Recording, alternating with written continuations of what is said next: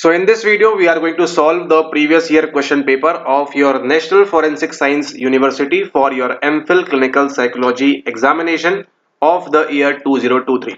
So this is going to be part number first, followed by part number second, third, and likewise. So make sure that you complete all the parts right before your examination and take the most out of these videos so that it will be pretty easy for you to clear the upcoming 2025 NFSU examination and you becoming a clinical psychologist from NFSU. Okay, so this is the question number first for all of you. So try to answer this along with me and we'll try to find out what is happening over here. Psychopathology criteria is currently framed by the system dash provided in the text revision of which of the following by the American Psychiatric Association. ICD-11, ICD-10, DSM-5 or none of the above. Simply they are asking that what does APA is following? What does APA follows? Is it following ICD-11? Is it following ICD-10? Or is it following DSM-5? Okay. So for this thing, for this particular DSM and ICD thing, I will recommend you to once again go to the C book, refer to this, go to the A book, not in the A book, but yes, in the Neeraj Ahuja book, you will find something for these all things, that what is it about the history and all those things, which will be very important for you. Okay, then what is the full form of ICD-10? Some basic questions they can also ask like this: International Council of Diseases or Criteria of Diseases, what that full form is, as well as DSM-5, what is the full form? Is it diagnostic or is it disorder symptoms and module, what that particular thing is.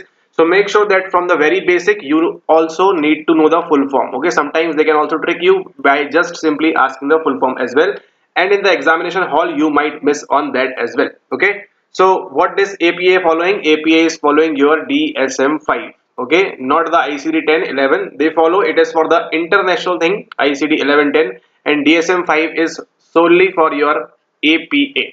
Okay, so now if you know when the first DSM came in picture, make sure you comment down below so that it will be more helpful for you and other guys as well. So right now psychopathology criteria is currently framed by the system provided in the text revision of which of the following by the APA. It is called as the DSM-5, Diagnostic and Statistical Manual, 5th edition. Okay, so I hope all of you would have marked option number 3. If you have marked I1 and 2, just clear the basics. Now moving forward to the next question. The psychological model that explains abnormal behavior in the light of learning maladaptive ways. Okay, now talking about again psychopathology. So two questions from your psychopathology only. The psychological model, all of these are different models, you would know, that explains. Now which model is explaining abnormal behavior in the light of learning? It is talking about learning maladaptive ways, or you can also think of like this, like faulty learning. Okay, so faulty learning or learning of maladaptive ways will come under what? Will it come under cognitive model? Will it come under psychodynamic? Will it come under social model? Or will it come under behavioral model? So far easy question, these two. So what is going to be the correct answer? See, first of all, about the cognitive model, they will talk about not faulty learning, they will talk about the irrational thoughts and all those things. Okay, so option number 1 is easily eliminated, that this is not going to be the answer. Now talking about the psychodynamic model, obviously unconscious and all those things will come in picture, so it will not again talk about learning maladaptive ways. Okay, now social model, there is no mention of society or something, social world or things like that, so we will not include this as well, and that is why what becomes the correct answer? It becomes as option number 4, your behavioral model. Okay, so this is the correct answer. Behavioral model explains abnormal behavior in the light of learning maladaptive ways. Okay, stimulus and responses, you have done faulty learning, you have learned in a bad way, in a bad thing like that. So option number 4 becomes the correct answer over here. I hope you have marked both the correct options, and to get free materials you can join us on Telegram. The link is given in the description as well, or you can just simply search this for free study materials. Okay, all right, now talking about the hypnagogic hallucinations or hallucinations most commonly occur in. Now this question has been dropped. Why? Because they want to ask something and they have asked something over here. Okay, now hypnagogic hallucinations most commonly occur in schizophrenia, delirium, drug dependence, normal persons. Okay, So it can occur anywhere, but this is not the type of learning which I want to let you learn. But what you will learn right now is focus on the CANF framework, the books which I am mentioning you again and again. You have to just follow that simply and just read word by word, and you can score amazingly 90 95 also. Plus, obviously, you should have some luck as well. Now, schizophrenia, you know, if you have not watched the complete lecture on schizophrenia, you can watch that. Delirium, what it is, you should know as of now. Drug dependence is dependency on some particular drug, medicine, opioids, or something like that, and normal persons. So, first of all, what will strike to you is what is hypnagogic hallucinations? No, now you know the meaning of hallucinations. Okay, what is hallucination? Which is something not unreal. Okay, what is hallucinations? Something which is not present over there, which is unreal. And I hope you know the mean differentiation between hallucinations and delusions. Okay, so what are delusions? Delusions are your false belief.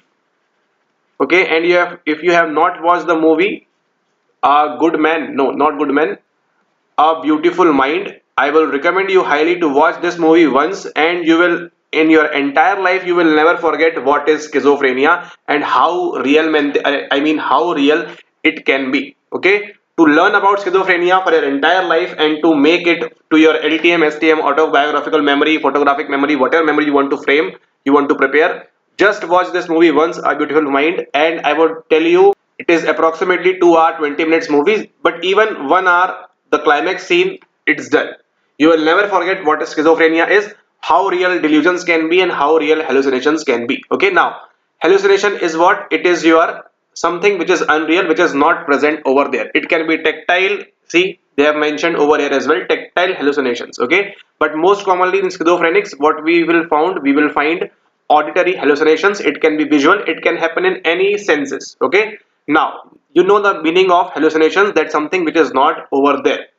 And now you will understand how simple you need to be to clear this examination or any M.phil entrance examination. How simple, how basic knowledge you need. Right over here, just on the 25th page of this particular book, you are getting delusions. What are those? False unshakable beliefs. Okay, now this was asked in, I guess, the JMAS paper. Okay, we'll not talk about that, but see, as you can see over here, hallucinations which give command to the person. Okay, inquire whether the hallucinations occurred during wakefulness or were they hypnagogic, occurring while going to sleep. So when you are going to sleep, what will occur? It will occur as the hypnagogic, and hypnopompic will occur while getting up from the sleep. Okay, so let's suppose it will happen to you, hypnagogic hallucination will happen to you around 10 p.m. or 11 p.m. while you are going to sleep, and hypnopompic will happen to you around 5 a.m., 4 a.m., 6 a.m. like that. Okay, so these are two type of hallucinations. Hypnagogic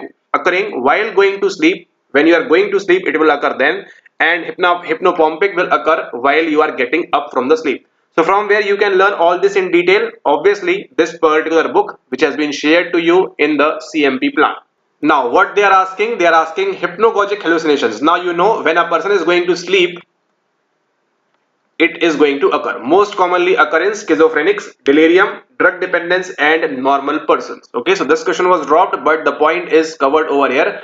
Normal person will be a normal person having a common IQ of 100 maybe. Drug dependence, what does drug dependence mean? Drug dependence mean you are completely dependent upon the, it can be caffeine, it can be alcohol, it can be nicotine, anything can be done with that drug dependence. And when you will learn about this thing, and I will highly recommend you to learn about this drug dependence, withdrawal, and all those things. It is mentioned in the C book. Whenever you will go to the consciousness chapter of this C book, you will find complete about sleep disorders and all those things. Now, I hope you understood what is hypnagogic hallucinations and you will not miss easy marks. Now, talking about, and yes, you can surely watch A Beautiful Mind, that movie available on Amazon Prime. Now, tactile hallucinations, what it will be? Of insects crawling under the skin. Now you are sitting ideally and suddenly you are getting hallucinations. What are hallucinations? Let's recall. That is not present, that is absent. Okay, under the skin you are feeling that something. If you have watched that movie Mummy or Mummy Returns, I don't remember exactly, but if in that movie that Scorpio is crawling under the skin, things like that, if you have seen, so that is the same thing, but it will not be present in your body. So these are called as the tactile hallucinations of insects crawling under the skin are called. What they are called? they are called only the tactile hallucinations, but they are asking kinesthetic, functional, gustatory, extra campaign, and that is why this question was dropped in particular. And now when you will give time to yourself, when you will really read, when you will really study, you will get to know about delirium tremens DT under the withdrawal syndrome. And when you will come down here and you will just be shocked right now that how this can happen. The copy paste thing which I am mentioning it to you. See, visual hallucinations and illusions which are often vivid and very frightening. And what are this is an acute organic brain syndrome delirium. So now you get to know the answer what delirium is. Okay, now tactile hallucinations of insects crawling over the body may occur. It can occur under this delirium and all those things. Okay.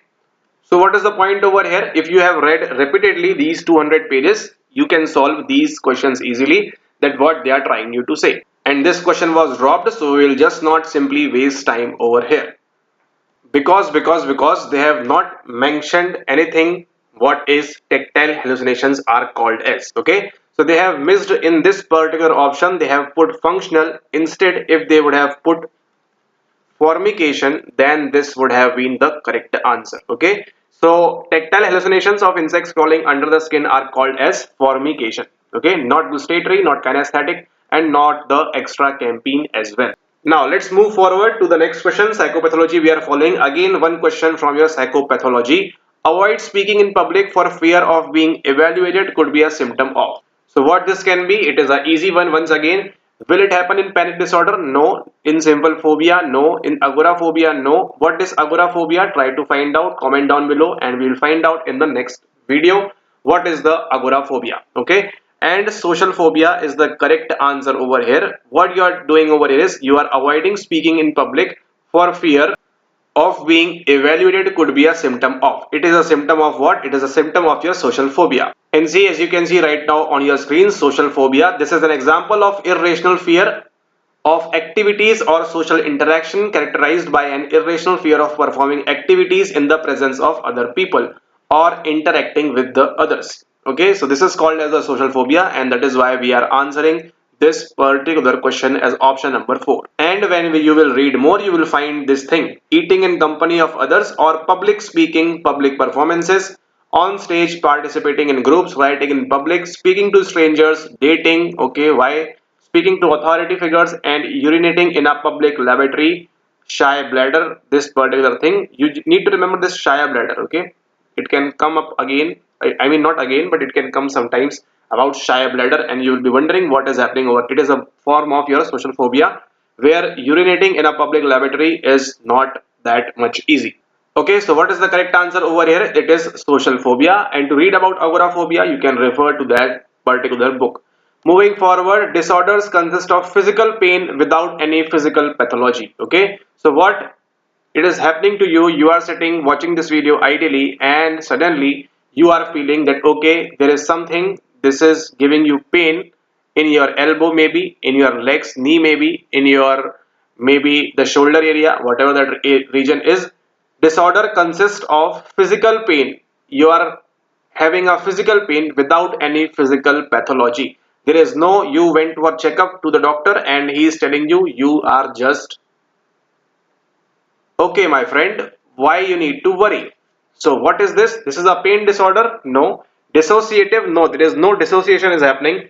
Is this substance induced? Have you induced any substance? Are you drinking tea or coffee or nicotine or alcohol or opioids or marijuana, whatever like that? No, it is not about substance induced. What it is your somatoform disorder. In only somatoform disorder, you will have the feeling, or you will feel the physical pain without any real physical pathology. And you can read over here somatoform disorder. The somatoform disorders are characterized by repeated presentation with physical symptoms which do not have any adequate physical basis. Okay, so this is called as the somatoform disorder, and that is why option number 4 becomes the easy one. Okay, now every question is, I guess, easy if you have if you have studied properly, leaving these two odd questions.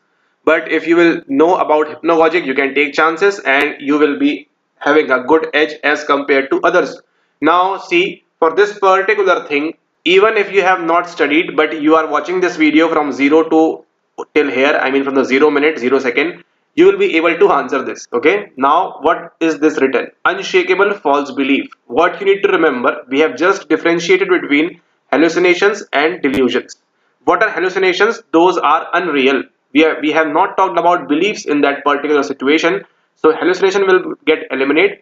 Now, out of cultural norms is known as unshakable false belief, and we have also discussed about this thing that it is what? It is delusions. Okay, and delusion is the correct answer over here. Obviously, illusion, common sense you will apply. Illusion is not going to be the answer. And sublimation is also, it is a defense mechanism. Sublimation is a defense mechanism where you can use your defenses to tackle your anxiety and fear and all those things. But what is an unshakable false belief? It is delusion. And in the previous few minutes we have also discussed that it was written same as it is about unshakable false belief. Okay. Okay, now let's move forward to question number 8. Catastrophizing is a cognitive error, and we have discussed about this thing in previous R video where we have discussed about M.phil clinical psychology. You can check the thumbnail. It is like this. Okay, CD plus DM. Okay, CD plus DM. What does DM stands for? It stands for not the Instagram DM which you are going to do. It is talking about the defense mechanisms, and CD stands for the cognitive distortions, and that cognitive distortions are written as a cognitive error over here. Okay, something which is making you distorted. Now, catastrophizing, what is the meaning of this? You need to check that video out. You will understand completely all the cognitive distortions starting from 1 to last. Found generally in which disorder? Catastrophizing or magnification we can also say. It will occur when? It will occur in depression, mania or schizophrenia. Now what is schizophrenia? Go watch movie A Beautiful Mind. You will never forget it for your entire life. Now mania, catastrophizing is a cognitive error found generally in which disorder you will find? Obviously you will find in the anxiety disorder. Okay, let's move forward to question number 9. Albert Ellis and Aaron Beck is associated with which therapy approach? Okay, Gestalt, obviously not. Cognitive, yes. Behavioral, yes. Phenomenological, not. That is why this question is once again wrong. Now, what is Aaron Beck doing? What is Albert Ellis doing? You can refer to the C book basic for the basic knowledge about CBT techniques and all those things, which is an important part of your therapy approach. Okay, this is very IMP. Now Albert Ellis has given what? He has given us REBT, rational emotive behavioral therapy, and Aaron T. Beck has given us CBT and all cognitive therapy and all those things. Okay. Now next is our 10th question. This is the last for the today's video. ERP is a form of therapy used for. Okay. Now as you will read ERP, you can also remember event related potential. Okay. Now if you know what is event related potential, then you are doing good with your biopsychology or that neurological things and all those things. If you know what is ERP, event related potential, make sure that you comment down below. Let's find out how many of you know what is ERP. Now we are talking about ERP is a form of therapy. As a therapy, as a psychotherapy we are discussing why we will use it. For the schizophrenic we will use, for depression we will use, for the obsessive compulsive disorder we will use, or for the substance induced disorder we will use. Okay, see, let's try to first rationalize what is schizophrenia. Not good with mind, hallucinations, delusions, flat effect and all those things. Depression, no need to talk. You will not talk to anyone. You will stay at your home and all those things. Obsessive compulsive disorder, you want to do one thing again repeatedly because it will make less your anxiety and all those things. And in substance induced, you are using a particular substance to yourself for no reason. Okay, and in SID it can be anything. Now you need to understand what is ERP, and you know what, this ERP is right in front of your eyes, but it's just simply that you are so ignorant. If you will read properly under the head of your behavior therapy, you will get to understand flooding, systematic desensitization and relaxation techniques. All of you will know, but that is why they have asked in NFSU 2023 that most of you guys might not know about this thing. Exposure E and response are prevention. See how smartly they have played from this particular thing. Exposure and response prevention is used for what? For your OCD, obsessive compulsive disorders. Okay, you will use to treat not in the schizophrenia, not in the depression, not in the substance induced. You will use this ERP is a form of therapy. called as the exposure and response prevention therapy is used for your obsessive compulsive disorders. Okay, so with this we are done with this our part number 1, where we have discussed 10 questions of your NFSU 2023 question paper. Tell me in the comment section how many have you done correctly out of 10. How many you were able to answer all the questions correctly? Maybe 9, 8, 7, 6, 5. If you are below 5, it is very difficult. But yes, you can try. You have to practice again and again such type of questions. See you all in the next part, that is going to be our part number 2, where we will discuss questions from question number 11 to question number 20. Till then, goodbye, take care, and see you all soon. And in the meantime, in between time, take care. And there is one CMP membership now available for all of you. Over here you get access to free ebooks, you get access to free PYQs, you get access to free mocks for one complete year. Okay, so if you want to join this, the details are given in the description. You have to just mail on the given mail ID, and the details will be shared with you if you are interested. If not, it's completely okay. See you all in the second part. Thank you and have a nice day.